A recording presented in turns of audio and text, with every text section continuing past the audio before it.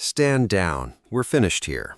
The call moved through the rain-soaked command post just before dawn. Search volunteers froze mid-motion. A rescue dog handler unhooked his partner's vest. Somewhere nearby, a well-worn topographic map, opened and refolded countless times over 6 days, was quietly put away. The helicopter made one last pass over the valley before vanishing behind the peaks. The search for Margaret Cole had officially ended. No one objected. The storm that had swept through 2 nights before had wiped out nearly every usable clue. Hundreds of volunteers, state troopers, park rangers, and flight crews had covered thousands of acres without turning up a single answer to the only question that mattered. Was she still alive? Dean Whitlock stood at the edge of the gravel lot, watching vehicles pull out onto the narrow mountain road. His pack leaned against one boot. Inside were a compass, a weatherproof notebook, spare batteries, a first aid kit, and enough food for one more day. A sheriff's deputy walked up, smiling tiredly. Heading home too? Dean glanced toward the western ridge, buried under low cloud. In a minute. Search grids are closed out. I know these mountains better than most people. If there was anything to find, we'd have found it. Dean said nothing. He just nodded. The deputy climbed into his truck and drove off. Within minutes, the once crowded staging area had gone almost completely silent. Before going further, a quick aside. How old are you, and where are you watching from? Have you ever been in a moment where everyone around you had already decided it was time to give up? Dean unfolded one of the abandoned search maps from a folding table. Colored lines crossed nearly every section of the reserve. Beside one steep drainage basin on the western slope, a single pencil note read, "High rockfall risk, limited ground access, air search only." He traced the contour lines with a finger. Something nagged at him, not because the call was reckless, it hadn't. The search leaders had made the safest choice available to them. But mountains don't care about reasonable assumptions. His phone buzzed. Ivy calling. He picked up before the second ring. "Morning, sweetheart." His 9-year-old sounded half asleep. "Grandma says you're coming home today?" "That's the plan." A pause. "They didn't find the lady?" "No." Another long silence. "Does that mean nobody's looking anymore?" Dean shut his eyes. Years earlier, another search had ended with almost the same words. Back then, he'd packed his gear, driven home, and told himself there was nothing more anyone could have done. He'd never fully believed it. "I think everyone did everything they safely could," he finally said. Ivy was quiet a moment, then asked, "Is that the same as doing everything?" The question landed harder than she could have known. Dean looked once more at the untouched drainage basin on the map. It wasn't hope pulling him back up the mountain. It wasn't guilt either. It was one unanswered question. What if the safest place to stop looking wasn't the right place to stop? He folded the map, cinched his pack straps tight, and walked away from the empty command post. This time, he wasn't following the search. He was following the one place the search had never actually reached. The higher Dean climbed, the quieter the mountain grew. Within half an hour, the trucks, radios, and departing volunteers had faded entirely. Only the steady drip of rainwater off pine branches kept him company through the forest. He didn't mind the silence. It made him pay attention. Most people assumed finding someone in the wilderness came down to luck. Dean had spent nearly 15 years maintaining flood gauges and surveying unstable ground across the reserve, and he'd learned something else. People miss clues because they're hunting for objects. The mountain speaks in patterns. He stopped at a shallow creek, swollen from the recent storms. Kneeling at the bank, he studied the mud rather than the water. 2 days of hard rain had erased any fresh footprints, but the creek bank told its own story. One side had caved more recently than the other. Small stones had tumbled in with sharp, moss-free edges, and a cluster of reeds leaned downstream as though something heavy had pushed through before the last rain. Not proof, just a possibility. He jotted a few lines in his notebook and kept climbing. By mid-morning, the clouds thinned enough to reveal the western ridge exactly as the map described it: steep, broken, dangerous, easy to avoid. Dean understood the incident. Commander's call, sending volunteers across loose rock like that, risked a second disaster. That part still made sense. What bothered him was the assumption underneath it. Every team had worked backward from the route Margaret Cole was supposed to have taken. What if she'd never reached it at all? His phone buzzed again. A text from his mother. "Ivy finished breakfast. She's worried about you," pretending not to be. He smiled and typed back, "Tell her I'll call this afternoon." Before pocketing the phone, he noticed an old photo tucked into his notebook cover. Two young park employees standing on a trail bridge years back. One was Dean. The other was Ray Sutton, the man who'd first taught him to read unstable ground instead of just crossing it. 8 years earlier, Ray had vanished while inspecting flood damage after a spring storm. That search lasted 3 days before another storm forced officials to call it off. Dean remembered packing his truck in silence, telling himself the professionals knew when enough was enough. Ray's body wasn't found until almost a week later, less than a mile outside the final search boundary. That distance had never stopped haunting him. Not because anyone had been careless. Every search eventually reaches a point where someone has to weigh acceptable risk against impossible hope.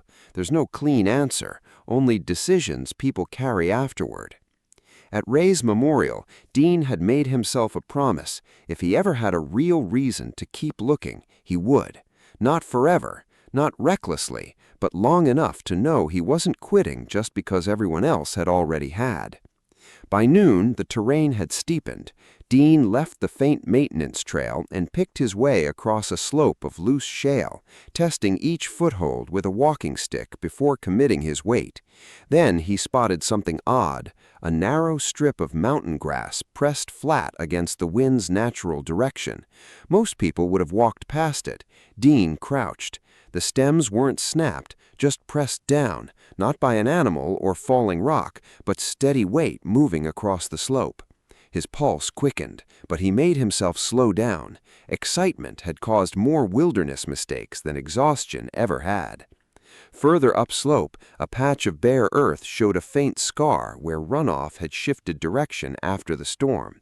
Not proof yet, but for the first time that morning, the mountain wasn't only posing questions, it was starting to answer them. Dean held his position for several minutes, studying the hillside before moving again. The flattened grass could mean plenty of things: a fallen branch, a deer, someone fighting to keep their footing. The mountain never rewarded guesswork, it rewarded patience. He circled the spot instead of cutting straight through, careful not to disturb anything that might matter later. A little further up, between two weathered fir trees, he found the first real inconsistency. Rainwater should have cut straight downhill. Instead, one narrow channel bent sharply west before vanishing under loose rock. Something had redirected it recently.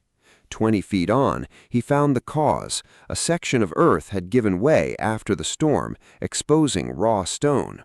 Along the slide's edge, several young shrubs bent the same direction, roots still gripping wet soil.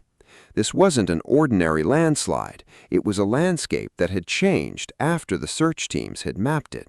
He pulled out the official grid and matched it against what he was seeing.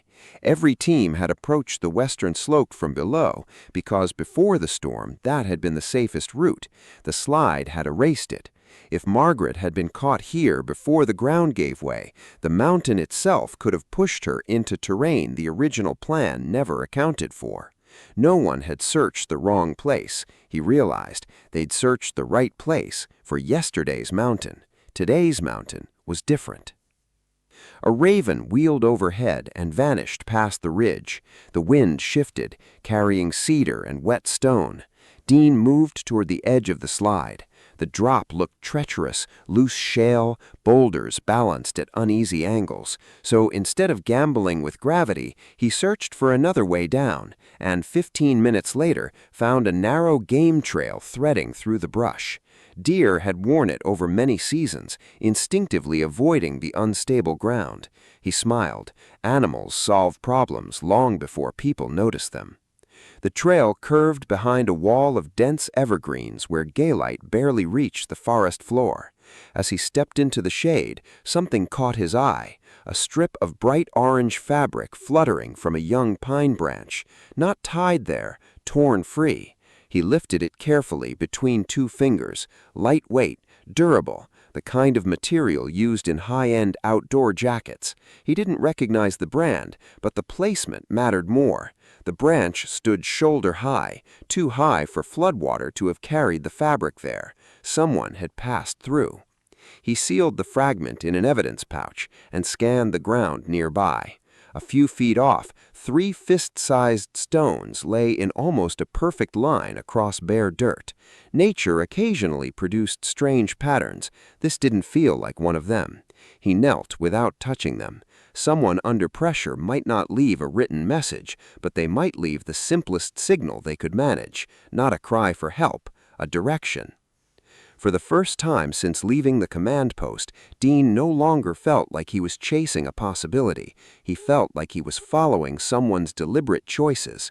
And if those choices were intentional, then somewhere past the ridge, someone had fought hard to stay alive.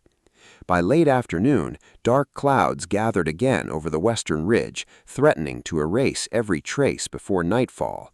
Dean tucked the evidence pouch away and studied the line of stones one last time. If a person had placed them, they hadn't been arranged to impress anyone. They'd been built to survive the rain. He stood and followed the direction they pointed. The game trail narrowed until branches brushed his shoulders. Wet leaves soaked through his jacket as he pushed deeper into ground the official search had never touched. His phone buzzed. 1 bar left. Ivy. "Hey, Peanut. Grandma made grilled cheese." "Sounds better than my lunch. Did you eat anything?" He glanced at the untouched sandwich in his pack. "Not yet." "I knew it." He laughed quietly. "I'll eat." Then, hesitating, "Are you still looking?" "Yes." Another pause. "Do you think she's still alive?" He rested a hand against a cedar trunk. "I don't know. You always tell me not to pretend I know things I don't. That's true. So why are you still there?" He looked toward the ravine disappearing into the trees. "Because I haven't found a good reason to stop." Ivy went quiet, then said something that stuck with him. "If you come home, I'll still be here." He closed his eyes. "I know, but if she's out there—" He didn't finish. He didn't have to. "I love you," he said. "Love you too, Dad." The signal dropped before either could say goodbye again. He pocketed the phone and finally opened the sandwich. A few quick bites, enough to keep his head clear. Clear thinking mattered more than speed. The trail ended at a narrow rock wall where rainwater vanished into a deep crack in the mountainside. At first, it looked like a dead end. Then he felt it, a cool breeze drifting outward from the opening. Airflow, open space somewhere beyond. He studied the ground before committing. Fresh gravel sat atop older pine needles. Small bark fragments had gathered at one edge. Something had moved through after the last storm. Not an animal, the gap was too narrow for deer, and not falling debris, since the movement had gone from inside out. He pulled his flashlight, but held off switching it on, crouching to study the entrance a while longer. The safe choice was to turn back before darkness made everything more dangerous. The easy choice was to assume someone else could search here tomorrow. But tomorrow rested on one assumption, that whoever might be beyond the rocks could survive one more night. Dean wasn't willing to bet on that. He tightened his pack straps, clicked on the lowest flashlight setting, and stepped through the narrow opening, leaving the last of the daylight behind. The passage twisted deeper than expected. Dean kept the beam low, tracing the uneven floor instead of the walls. Wet limestone caught just enough light to reveal loose rock, shallow pools, and narrow ledges carved by years of underground water. Every step was deliberate. The cave wasn't silent. Water dripped steadily somewhere ahead, and a faint breeze carried the smell of stone and cedar roots. That airflow reassured him. It meant another opening existed somewhere beyond. At a fork where the passage split, he switched off his flashlight and listened. The left corridor echoed with running water. The right stayed still. Then, beneath the distant stream, he caught something else, a scrape, faint, not repeated, but enough to prove something had disturbed the silence. He waited a full minute. Nothing. He clicked the light back on and took the quieter path. The tunnel widened into a chamber no bigger than a living room. High above, a narrow fracture let in the last gray light of evening, and against all odds, plants had rooted near the gap, leaves stretching toward the sliver of sky. He swept his beam across the room. A pile of branches had been carefully stacked against one wall, arranged, not scattered. Nearby sat smooth stones circling the remains of a spent emergency candle. No wildfire, no campfire, just enough light to conserve energy. His pulse picked up. These weren't accidents, they were decisions.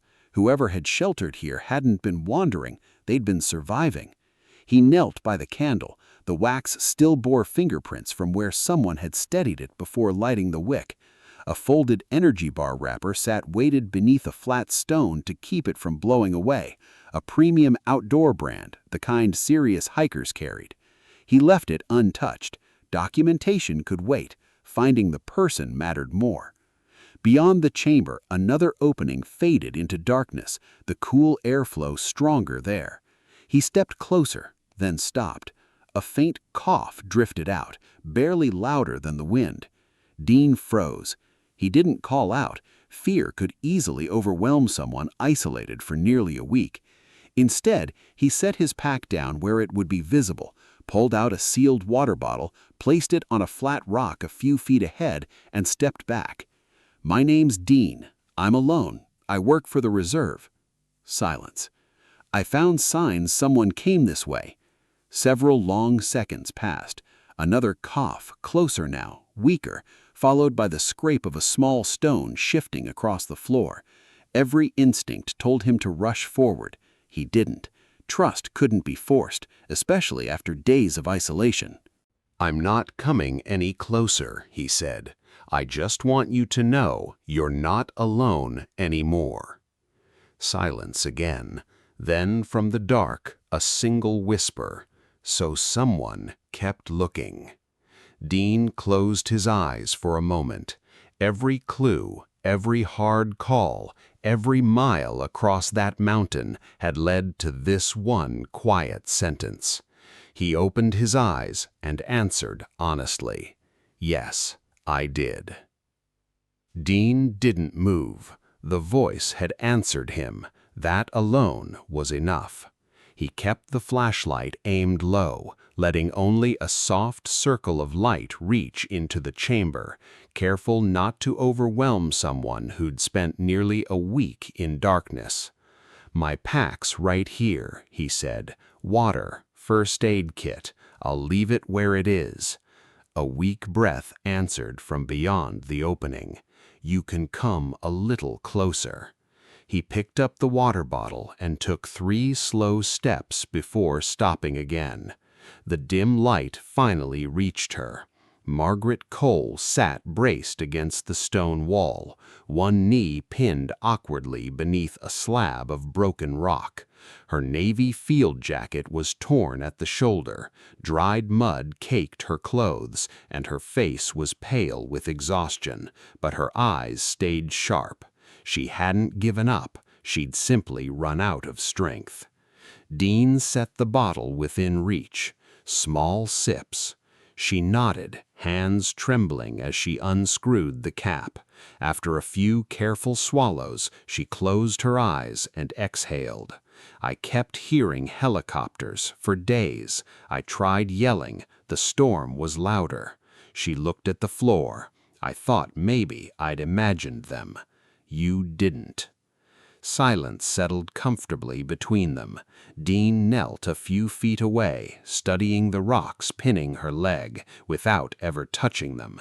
Years of surveying unstable ground told him everything he needed to know. Those stones weren't just heavy, they were leaning on each other. Moving the wrong one could bring the whole pile down. He circled the collapse slowly, checking every angle. The fracture above had already given way once. It could again. He looked back at her. "I can't move these safely by myself." She managed a tired smile. "Figured that out on day one." Her eyes met his. "But you know where I am now. Does that matter?" "It changes everything." He unfolded an emergency blanket and wrapped it around her shoulders, then checked what supplies she'd rationed: half a bottle of collected rainwater, 2 unopened energy bars, a small notebook, and a flashlight with dying batteries. She'd survived through discipline, not luck. "You planned every day," Dean observed. "I kept telling myself morning would come. It did. Not fast enough." He smiled faintly. No mountains ever cared about our schedules. For the first time, she laughed, short, quiet, but genuine. Dean checked his phone. No signal expected. He spread the topographic map across a flat rock and traced the route back to the overlook where he'd briefly caught one bar earlier that afternoon. Nearly 2 miles away, across unstable ground, in the dark. He hated the decision forming in his head. "If I stay here," he said honestly, "nobody knows where you are. If I go, I can bring the rescue team back." She studied the map for a long moment. "You'll have to leave me alone." "I know." Neither reached for comforting words that couldn't be guaranteed. Finally, Margaret picked up the whistle clipped to his pack. He unclipped it and handed it over. 3 short blasts if anything changes. "And you?" "1 blast when I'm close enough to answer." She wrapped her fingers around it and nodded. No promises, no guarantees, just a simple plan built on trust. Dean stood, memorizing every landmark in the chamber before turning his flashlight toward the passage. As he vanished into the dark, one thought stayed with him. Finding Margaret never was the finish line. Now he had to make sure the mountain didn't take her before sunrise could. The mountain felt colder heading back, not from temperature, but from knowing someone was now waiting for him in the dark. Dean replayed every turn: the narrow passage, the fork in the tunnel, the chamber with the spent candle, the loose boulder by the underground stream. He repeated the landmarks out loud in his head, refusing to trust memory alone. Outside, night had fully claimed the western ridge. Thin mist drifted through the trees, blurring every familiar shape. He paused just long enough to stack 3 small rocks beside the cave entrance, not for himself, but for the rescue team. If daylight changed the hillside's look, that marker could save precious minutes. He kept climbing. Loose shale shifted underfoot, slowing him down. Twice he grabbed for branches that snapped free under his weight. Speed no longer mattered. A twisted ankle now would trap them both. Halfway up, he paused to catch his breath and looked back at the valley. Nothing. No lights, no helicopters, no voices. Just darkness across the mountains. His phone stayed silent. He pocketed it and kept moving. An hour later, he reached the narrow overlook where the ridge opened toward the eastern valley. He checked the phone again. Still nothing. Climbing onto a slab of granite, he raised the device overhead. One faint bar flickered, then vanished. He waited. It flickered back. Without hesitating, he typed the shortest message he could manage. "Missing subject alive. Western drainage basin beyond old survey ridge. Trapped beneath rockfall. Technical rescue required. I will guide the team at first light. Dean Whitlock. He hit send. The screen read, "Sending." The signal dropped. He didn't move. 5 seconds. 10. 15. Then the phone buzzed once. Delivered. He exhaled slowly. No celebration yet, no relief. One message alone couldn't save anyone. He turned and started back toward the hidden chamber immediately. The return trip felt endless. Clouds swallowed the moon, forcing him to rely entirely on the flashlight. On one steep stretch, a rock slid loose beneath his boot and vanished into the dark below. He froze until the echo faded. One careless step could end the rescue before it began. Landmark by landmark, the split cedar, the narrow deer trail, the washed-out slope, he finally spotted his rock marker near the cave entrance. He stopped. 3 short whistle blasts echoed from deep inside the mountain, sharp, weak, unmistakable. He raised his own whistle and gave one clear blast. Silence. Then one faint answering note. She'd heard him. He crawled back through the opening and found Margaret exactly where he'd left her, wrapped in the emergency blanket. She managed a tired smile. "Wasn't sure you'd hear me. I know I would answer. I know." She studied his face. "You reached someone." He nodded. The message went through. For the first time since they'd met, the tension eased from her shoulders. Not because everything would suddenly be easy, but because she no longer had to carry hope alone. He handed her the last bottle of water and an energy bar. "They'll need daylight to reach us safely. I can make it till then. I know you can." Neither spoke again for a while. Outside, wind moved quietly through the pines above the hidden chamber. Somewhere beyond the ridge, rescue crews were preparing gear they didn't yet know they'd need. Inside the mountain, 2 strangers waited, not for a miracle, but for the sunrise that would finally connect one stubborn decision to everyone else ready to help. A faint gray light crept through the crack high above the chamber. Dawn. Dean checked his watch. 5:41 a.m. The rescue team had likely gotten his message hours ago, but reaching the western drainage basin was its own challenge. No marked trails, no roads wide enough for vehicles, no clearing for a helicopter beneath the dense canopy. Every minute counted. Margaret stirred under the blanket. "You never slept." He smiled faintly. "I've had busier nights." She managed a tired laugh, then winced as pain shot through her trapped leg.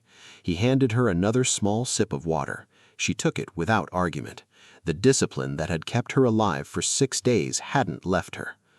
Outside, a distant sound drifted through the trees. Not wind, but metal striking rock.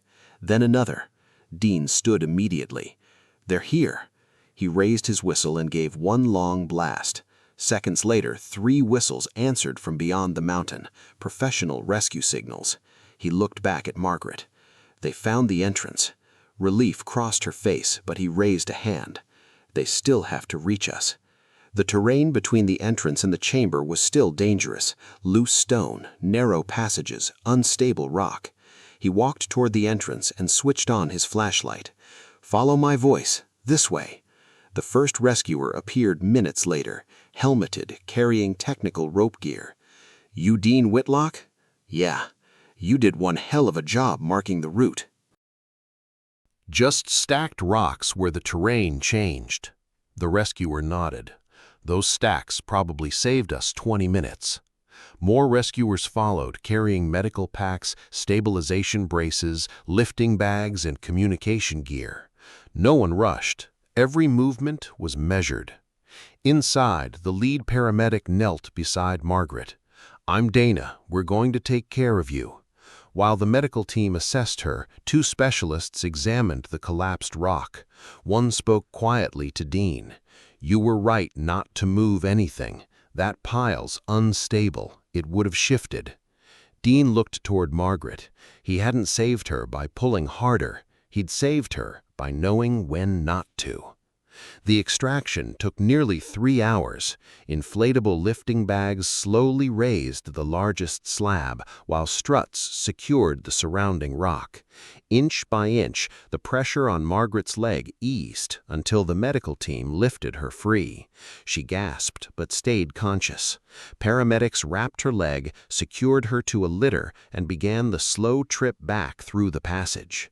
Before leaving the chamber, Margaret looked toward Dean. Neither spoke. A small nod carried everything that needed saying. Outside, the first full light of morning spread across the western ridge. The rescue team moved carefully down the route Dean had discovered the day before. At the overlook, more responders waited with equipment to transfer Margaret to a helicopter in a nearby clearing. The flight crew focused entirely on their patient. No cameras, no applause, no dramatics, just quiet professionalism. As the helicopter climbed into the pale morning sky, Dean stood at the edge of the ridge. A deputy walked over and offered a hand. "We'd have never found that chamber without your message." Dean shook it once. "You'd have gotten there eventually." The deputy smiled. "Maybe." Dean looked back at the mountain, knowing that wasn't entirely true. The shifting landscape, the hidden passage, the overlooked drainage basin, those pieces had only come together because someone had kept asking one more question after everyone else had accepted the answer. His phone buzzed, a message from his mother. "Ivy keeps asking if you're finally on your way home." He looked east, where the rising sun washed the mountains in gold, and let himself take a slow, quiet breath. Then he turned from the ridge and started walking home. The mountains looked different in daylight, not because the rocks had shifted again, not because the forest had changed, but because Dean Whitlock was no longer carrying the weight of an unanswered question. The rescue helicopter had long since disappeared beyond the eastern ridge, and emergency crews were slowly packing away ropes, stretchers, and climbing gear. Everyone's conversations stayed hushed. Everyone understood how close the outcome had come to going the other way. One of the rescue supervisors approached before leaving. "We're updating our search protocols after this." Dean looked up. "How so?" "The drainage basin." The supervisor unfolded the original map. "We treated the terrain like it stayed the same after the storm." He paused. "It didn't." "Mountains rarely do." The supervisor smiled. "That's a lesson we'll keep." There wasn't much more to say. Dean climbed into his aging pickup and started the drive home through winding mountain roads, the radio running non-stop updates on Margaret Cole's condition. Doctors expected a full recovery. She'd survived dehydration, exposure, and a serious leg injury, but she was alive. He switched the radio off. For him, the story had already reached its ending. When he pulled into his mother's driveway, Ivy burst through the front door before the engine even stopped, running across the yard and wrapping both arms around him. "You came home. I told you I would." She stepped back, studying the scratches on his jacket. "Did you find her?" He smiled. "Yes." She waited, clearly expecting a bigger story. Instead, he simply said she'd needed people not to give up on her. Ivy nodded like that answer explained everything. Maybe, in a child's heart, it did. Over the following days, the news cycled through maps, weather patterns, helicopters, and the difficulty of searching unstable mountain terrain. Experts dissected the rescue. Reporters debated how close it had come to failing. Almost no one ever learned Dean's name. He never bothered to correct them. He went back to inspecting flood gauges, repairing weather stations, and walking the same trails he'd always known. Life went back to ordinary. Weeks later, Dean and Ivy hiked a short trail overlooking the same valley where it had all happened. Ivy picked up a smooth stone and skipped it across a quiet pond. "Dad, if nobody knew what you did, would it still matter?" Dean watched the ripples spread before answering. "It mattered to the person who came home. That's enough." Looking at this from the outside, the real lesson here has very little to do with wealth. People tend to fixate on status because it sounds dramatic, but the mountain never cared how much money Margaret Cole had. The cold rain treated her like anyone else. The dark didn't recognize success. Hunger didn't respect titles, and hope never belonged only to the fortunate. Every life carries the same value. Someone working an ordinary job deserves the same dignity as someone running a company. A child waiting for a parent deserves the same love regardless of what that parent earns. Kindness shouldn't depend on income, and respect shouldn't depend on status. No one is less important because they have less money, fewer opportunities, or a quieter life. Dean never chose to keep searching because Margaret was well known.